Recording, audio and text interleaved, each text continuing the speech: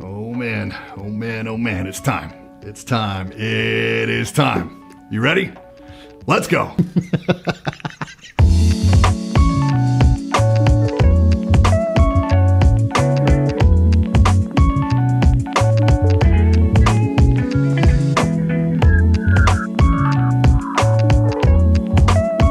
Yo, I'm Brian P. You're watching Bad Seed Tech, and today we are finally taking a look at the Model O gaming mouse from Glorious PC Gaming Race. For transparency, all the mice shown in today's video were sent out by Glorious for review, but as you should know by now, doesn't affect my review in any way. Alright, let's take a minute to clear some stuff up about the Model O versus Odin. Odin was not a code name. This mouse is called the Model O, as in the first letter of Odin, which is to mean that eventually there may be 3 other mice in the Odin line, but there's no plans officially confirmed for any of that yet. Before we jump in, grab a snack, put some coffee on, have a seat, get comfortable. We are going deep. Alright, so the Model O is a lightweight RGB 6-button wired gaming mouse. It's an ambi shape, but only side buttons on the left side, so it's primarily right-handed use, and it tips the scales at a very lean 67 grams. It comes in 2 different colors and 2 different coatings, which is pretty ambitious for an initial launch, so you get your choice of either white or black, and then you get your choice of either glossy or matte. Be aware that the glossy coating affects both the weight of the mouse and the price tag. Matte versions are $49.99 and weigh 67 grams, where the glossy versions are $59.99 and weigh 68 grams. I don't even know where to start here, man. Let's take a look at the packaging like real quick. I never do this, but it's really nice. In terms of presentation, it's right up there with the flagship Logitech stuff. So you get a really sturdy box with raised spot glass and hollow foil. Nice 2-piece box shell with a presentation tray, a couple of stickers, a welcome card. Everything feels super premium. And normally this might raise a red flag here because packaging can be really expensive, and obviously this figures into the total unit cost, but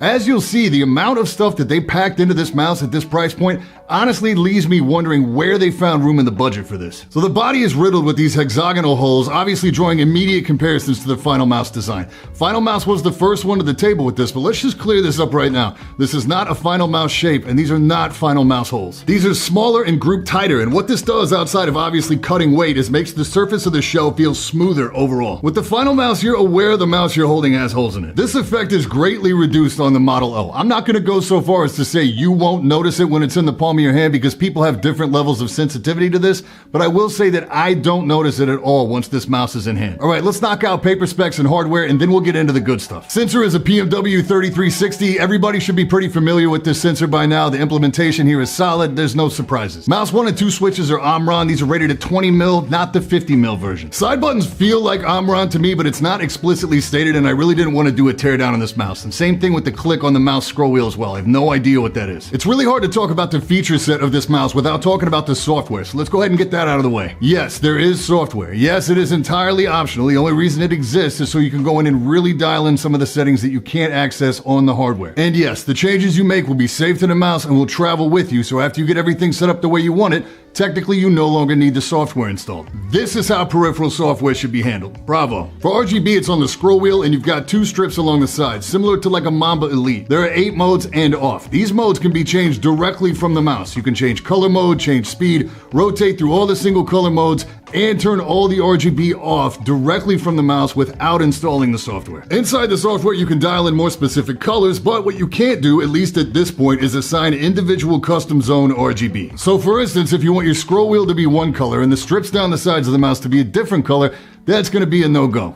At least for now. Quality of the RGB and diffusion in the side panels is very good. On some colors that require RGB blending, you may get an occasional weird effect. Like when I do cyan, the tail end of the LED throws green, and because you can see through the shell, it's obvious, especially on the white one. The DPI adjustment is a single button toggle that runs through 4 levels by default with an LED indicator on the underside of the mouse. By default, you get 400, 800, 1600, and 3200. Pretty standard stuff. But you can go into the software and change the amount of DPI steps, as high as 6, as low as 1. You can adjust X and Y values independently, and they move in steps of 100. The lowest DPI level is 400, and you can actually reassign the colors for each of the individual steps. So if you have another mouse that you use often, you can match them up to make things feel more consistent. Starting with button configs, it has all the basic remap stuff. It does support DPI clutching or sniper button functionality here too if you want to use the forward side button. The lowest DPI for the clutching is 400 as well. I just want to say that again in case you regularly snipe at 200, you need to be aware of that. There's macro support. You have adjustments for sensitivity, scroll speed, double click speed, and lift off distance. You get polling rate adjustment, and they also give you access to debounce time, which like nobody does. Debounce actually controls the adjustment for click latency. It comes set to 10 milliseconds by default, but if you're a super high level player, you can reduce this latency. Catch is, the lower you go, the more you run the risk of the mouse double firing. 10 milliseconds is what they consider like a safe value for the majority of players, but you can play with this. Their own testing showed that you may be able to get this down as low as 4 milliseconds before you see double clicks, but your mileage may vary. You can save each setup to one of 3 different profiles in the software, and you can save the current profile directly to the mouse. I don't believe that there's a way to store all 3 profiles directly to the hardware and cycle in between them. If there is, I was not able to figure this out. Okay, cable here is called the Ascended cord, and it's different. I gotta keep it 100 here. I'm not crazy about the aesthetic. It's kind of got this floppy shoelace thing going on. It's not as slim as you would normally expect from a mouse cable, but form follows function here, and what this is the most flexible mouse cable outside of an aftermarket paracord, and it's pretty damn close to an aftermarket paracord. In terms of flex, it's better than any stock paracord on the market, and somehow still managed to hit all the compliance specs globally, which is a huge feat of engineering.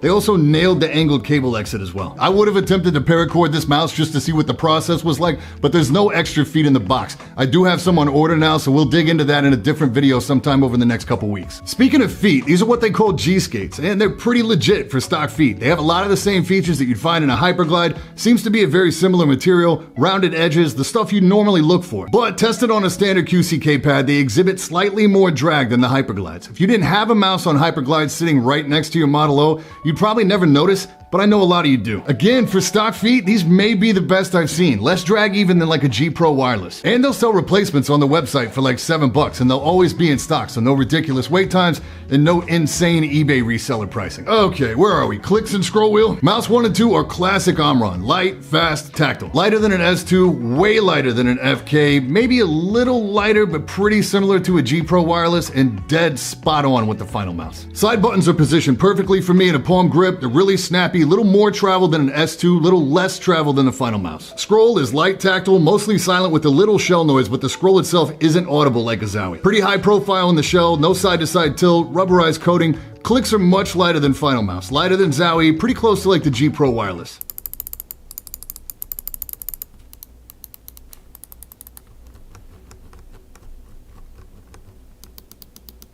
As for coating, I found myself going back to the matte coating more often than not. The gloss has a good grip to it, more so than the Davina series, but I just naturally found myself wanting to use the matte more. Ah, here we are, size and shape. Official dimensions are 128 millimeters long, 59 across where the middle where you're actually grip, 37.5 millimeters high at the peak, and 26 millimeters high at the scroll. So that lands it very close to a Zowie FK1, either dead on or within 1 millimeter on every measurement. Now, the difference between this and the FK1 is that the trigger tips themselves are a touch higher, the peak is a little further forward, and the rear end of the mouse doesn't fall off as fast. This one's a little thicker in the rear to give you some palm support. The hump is a little less pronounced than the G Pro wireless, it's a lot less pronounced than the S1 or the ZA, less than a final mouse. It also lacks the weirdo front flaring on the final mouse. I still get that pocket too for those nice fingertip adjustments. Shape-wise, this is about as safe as it gets. It nails it for me for palm grip. In a claw grip, it's got a little support there on the hump right behind the knuckle that you don't get on the FK1.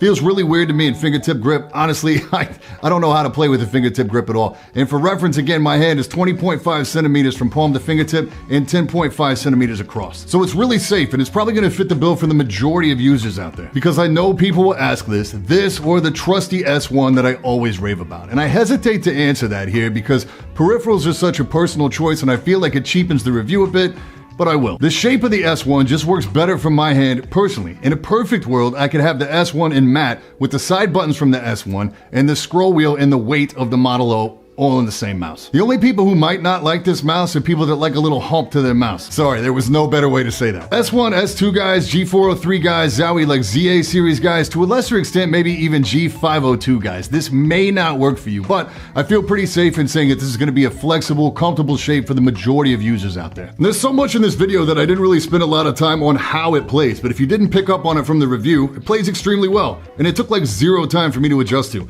I took it out of the box, set it on the desk, and started running. running it. That was it. I primarily used it on a QCK and a Helios, and it just worked. No sensor weirdness, no double clicks. The lightweight is killer in game, and thanks to the cord, it plays like it's basically wireless. Really, I don't know what else you could want. Ooh, is that it? I think that's it. Let's wrap it up. The best way I can say it is this. With regards to peripherals and gaming products, there are very clearly products out there that are not designed by people who game. And sometimes, to a greater effect, there's products that are designed with the feedback from people that do game, what the actual designers themselves don't.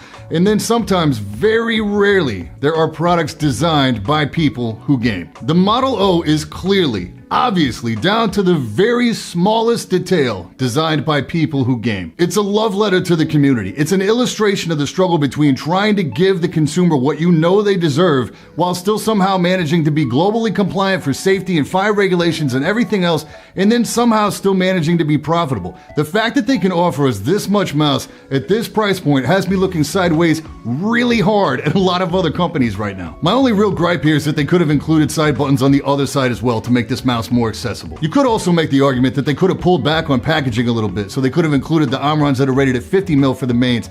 That point's not lost on me. Thank you to Glorious for sending these out, for giving me the opportunity to review these early, and for bringing this product to market. The game has changed, man. This is a $50 mouse. Obviously, it's not gonna work for every person and every play style, but for FPS, they nail it. I honestly hope they sell 1 million of these so that they can bring these out in different sizes and different shapes in the future. Now, if you're one of the few people that were waiting on reviews and you haven't actually grabbed one of these yet and you want to, there are affiliate links in the description below. If you use those, it really helps me out. Any questions about anything we covered today, just hit me up in the comments, or even better, drop by the Discord. Let's talk about it. And that's it for this time. I'm Brian P. Thanks so much for watching. Don't forget to hit that like button, hit that sub button, and until next time, stay up.